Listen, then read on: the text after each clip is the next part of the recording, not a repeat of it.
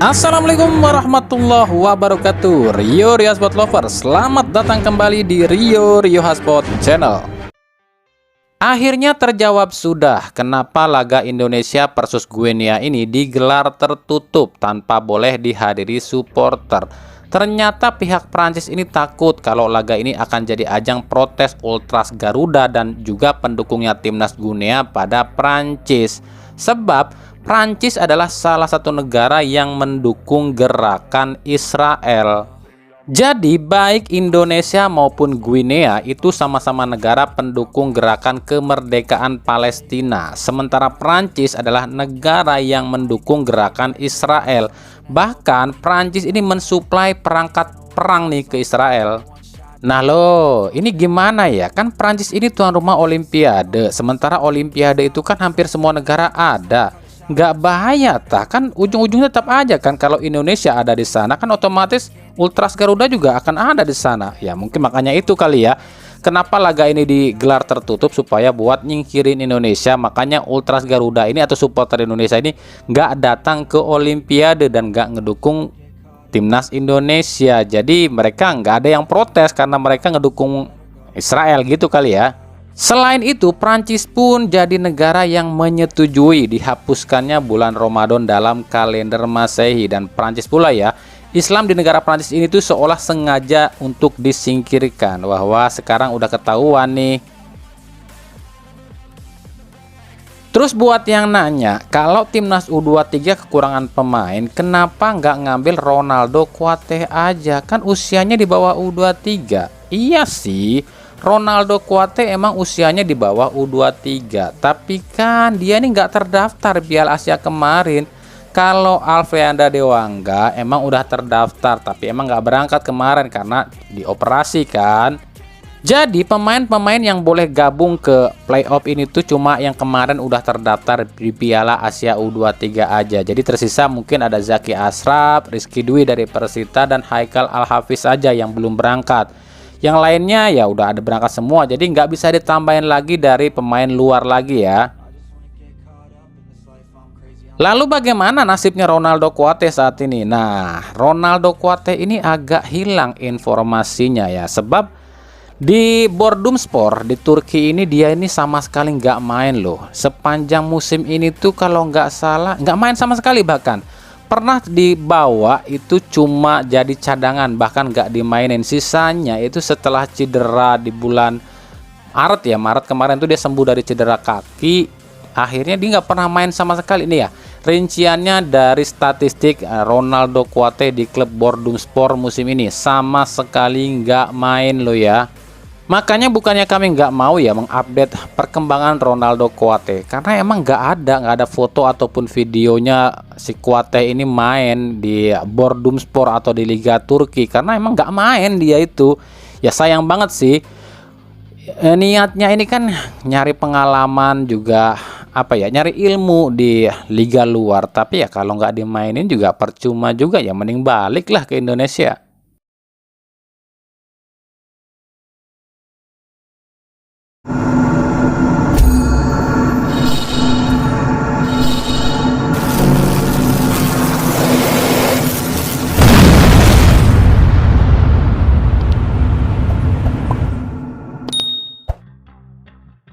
Oke, ini juga lagi viral nih, yakni calon pemain naturalisasi atau pemain keturunan ya, yakni Jens Reven. Ini juga lagi dihujat nih sama netizen plus 62. Kenapa ya kok dia ini dihujat sama netizen plus 62? Gara-garanya dia ini tuh belum apa-apa udah sok ngartis.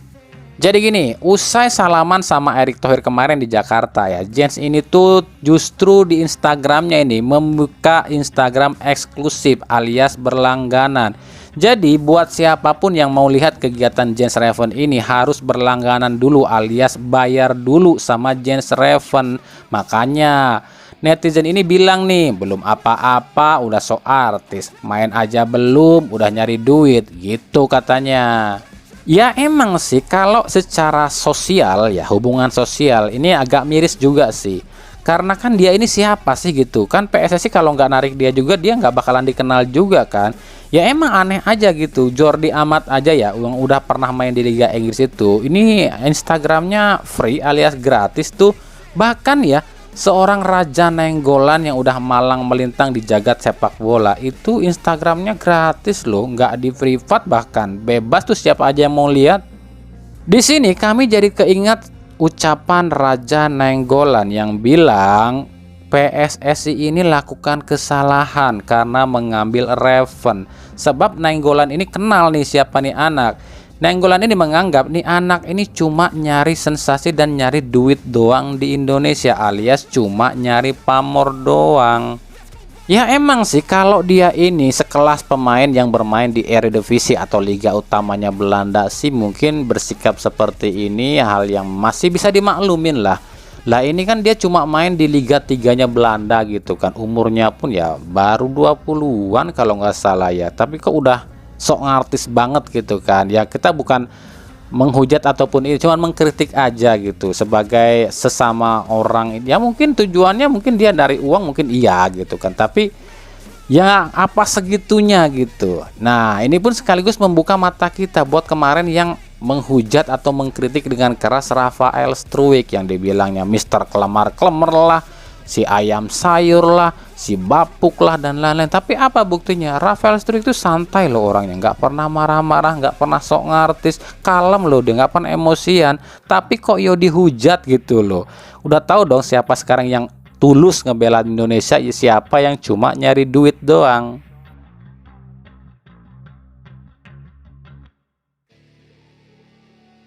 Oke, seperti yang kami duga dan pernah kami sampaikan. Masih inget dong kami bilang kalau di Champion Series ini pasti akan ada pemutihan kartu. Dan itu ternyata terbuktikan. Ya meskipun LIB belum merilis secara resmi, tapi kabar ini udah sampai pada media massa. Nah, kabarnya awalnya ini ada yang setuju, ada yang nggak setuju soal regulasi pemutihan kartu ini. Yang nggak setuju mengatakan nih ini sama aja curang sebab pemain klub yang banyak kena kartu pasti akan selamat. Akhirnya LIB pun beri keputusan jika yang diputihkan kartunya itu cuma kartu kuning aja dan akumulasinya. Paham nggak maksudnya kartu kuning dan akumulasinya? Jadi gini, misalnya nih ya, di pekan 34 kemarin alias pekan terakhir Liga 1 reguler, itu kan ada pemain yang kena kartu kuning, dan kartu kuningnya kebetulan kartu kuning keempat, kartu kuning ke-7, kartu kuning ke-10, atau kartu kuning ke-13. Ini kan harusnya dia absen nih, tapi itu diputihkan, jadi nggak ada lagi tuh mereka kena sanksi 7 kartu kuning, 4 kartu kuning, nggak. Jadi semuanya bebas, kecuali yang mendapatkan 2 kartu kuning di pekan ke-34 dan kartu merah langsung di pekan ke-34, itu baru nggak boleh ikutan di Championship Series ya. Dan juga yang masih menjalani sanksi dari Komdis. Contohnya aja Nadeo Argawinata dari Borneo FC di pekan 34 kemarin kan dapat kartu merah karena ribut sama Alex Martin. Nah ini harusnya dia ini nggak boleh main nih lawan Madura United ya kan, di semifinal 2 kali nih nggak boleh, bahkan mungkin bisa 3 kali atau 5 kali ya, bukan sampai final pun nggak boleh main. Sebab harusnya ya kalau di aturan FIFA pelanggaran seperti ini memukul atau menyikut, jangankan memukul sih, kalau di Liga Inggris itu menyikut aja itu hukumannya 3 kali larangan tampil loh. Ini sampai mukul. Ini kalau LIB ataupun Komdis nggak ngejatuhin hukuman yang lebih kepada Nadeo, kami pikir ya patut dipertanyakan. Nah makanya kita akan lihat nanti nih lawan Madura United di semifinal, apakah Nadeo akan diturunkan atau tidak. Kalau diturunkan ya ini harus dipertanyakan kepada LIB, kalau perlu bakar tuh Komdisnya. Nggak bener tuh Komdis, masa udah jelas-jelas kartu merah dan harusnya kena sanksi kok besi bisa main, apa coba itu begitu.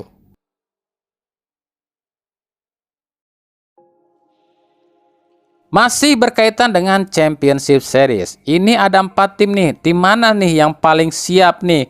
Karena kan ini lama banget liburannya. Gimana kondisi skuadnya nih? Sebenarnya di 4 tim di Championship Series ini menurut kami yang paling rawan, yang paling mengkhawatirkan itu adalah Persib Bandung loh. Kenapa demikian? Sebab bagi yang udah sering atau udah biasa ngikutin perkembangan Persib itu udah tahu kalau Persib itu biasanya kalau terlalu lama nggak main pasti mainnya turun. Jadi ada istilahnya kalau Persib ini dikasih libur ya hancur. Makanya kalau kalian ngikutin perkembangan Persib, latihan-latihan Persib, Hodak ini kan nggak ngasih liburan nih buat pemain Persib. Tiap hari latihan, sebab Hodak mungkin udah hafal kali ya kalau kelemahan tim Persib ini dikasih libur sekali ya ambiar. Bahkan ada video nih Hodak ini sampai ngomel-ngomel. Sebab kemungkinan para pemain Persib ini melakukan latihannya nggak sesuai dengan yang diinstruksikan sama Boyan Hodak. Nah ini videonya.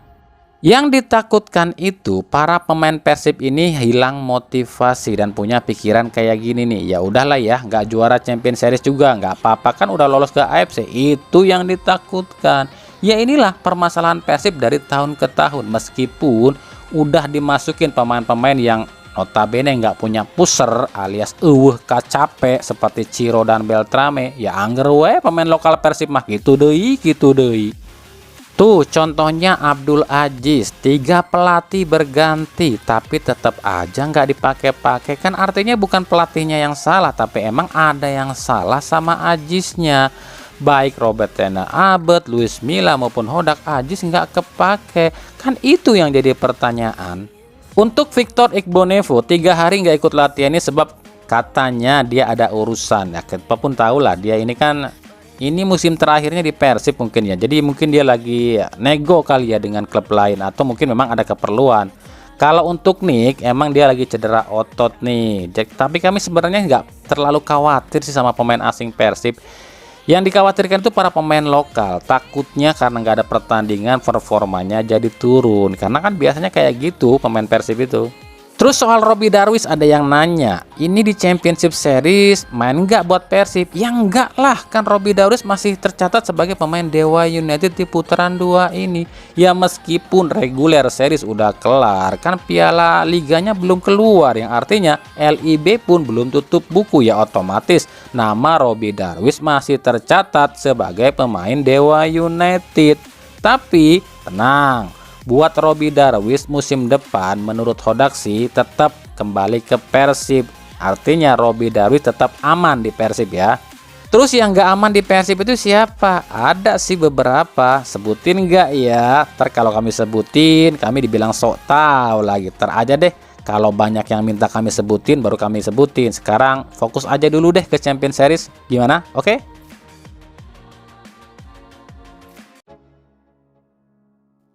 Lalu bagaimana dengan lawannya, yakni Bali United? Belum apa-apa pelatih Bali United Stefano Cugura udah protes duluan nih. Katanya kenapa Bali United main duluan? Atau kenapa Bali United yang jadi tuan rumah duluan? Kenapa nggak main di Persib duluan? Sebab menurut Teko, pertandingan semifinal kalau main kandang duluan biasanya kurang bagus. Lah, kan emang aturannya kayak gitu. Yang peringkat 1 dan 2 itu ya away duluan. Gimana sih? Apa takut karena di Championship Series ini ada VAR? Tenang coach, VAR di Indonesia mah cuma pajangan doang, nggak bakalan ada fungsinya. Padahal sebelum LIB menentukan jika di Champions Series ini ada VAR, Teko ini girangnya minta ampun loh saat tahu lawannya Persib. Ya elah, cuma Persib doang, gampang itu sih. Kapan sih lu Sip bisa ngalahin tim gue? Kan gitu pikirannya. Giliran ada VAR banyak alasan, inilah itulah. Tapi menurut Teko dan Eber Besa, mereka yakini bisa 100% 2 kali kalahkan Persib di semifinal ini. Karena Persib gak pernah menang atas Bali United. Tapi ya udahlah ya, toh cuma Persib gitu yang lawannya di semifinal. Ya itulah yang kami lihat dari persiapan Bali United. Meskipun menurut Ilyas Pasoyevic, tentu kita tak bisa gegabah melawan Persib. Justru bisa dibilang musim ini tim yang paling stabil itu adalah Persib. Jadi ini bukan lawan yang mudah buat kami. Itu kata Spaso. Tapi ya kita lihat nanti apakah Persib akan down lagi saat jumpa Bali United atau ini akan jadi kemenangan kedua kali Persib sejak 2016. Ya terakhir kali Persib menang lawan Bali United di ISC 2016.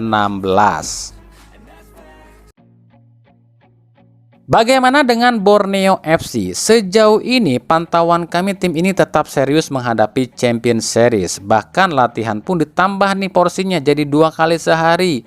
pelatih Borneo FC masih menunggu pemain-pemain timnas U23 balik lagi ke Borneo FC. Makanya hingga saat ini Peter Huistra ini malas banget kalau ditanya soal bursa transfer. Sebab katanya dirinya ini lebih fokus buat hadapi Madura United di Champions Series. Soalnya Borneo FC ini serba salah loh di Champions Series ini. Dia lawan Madura United. Sementara kita tahu di pekan 31 kemarin Madura mampu mengalahkan Borneo FC dengan skor telak 1-4. Nah, kalau di laga ini Borneo FC bisa menang dengan telak lawan Madura United, ini kan patut dipertanyakan nih. Kalau di sini Madura menang lagi, nah emang artinya kekuatan Borneo FC emang segitu. Jujur kalau kami pribadi ya, kalau melihat pertandingan Borneo lawan Madura ini, kami lebih mengunggulkan Madura sih, meskipun saya sih udah tahu settingannya. Jadi yang lolos itu, kalau yang di setting itu di final itu ya Persib lawan Borneo FC, itu yang udah di setting ya. Cuma kalau Madura United mau berontak ya bisa aja settingan ini dipatahkan. Sebab secara permainan Madura ini menurut kami lebih bagus dibanding Borneo FC. Sebagai catatan, baik Persib maupun Madura United sejak era Liga Indonesia 2014 ini kedua kalinya dua tim ini ada di semifinal. Ya, selama sistem kompetisi pakai sistem semifinal dan final, ini kedua kalinya dua tim ini melaju ke semifinal. yakni di tahun 2014 silam itu kan yang semifinal itu ada Persipura, Madura, Persib, dan Arema.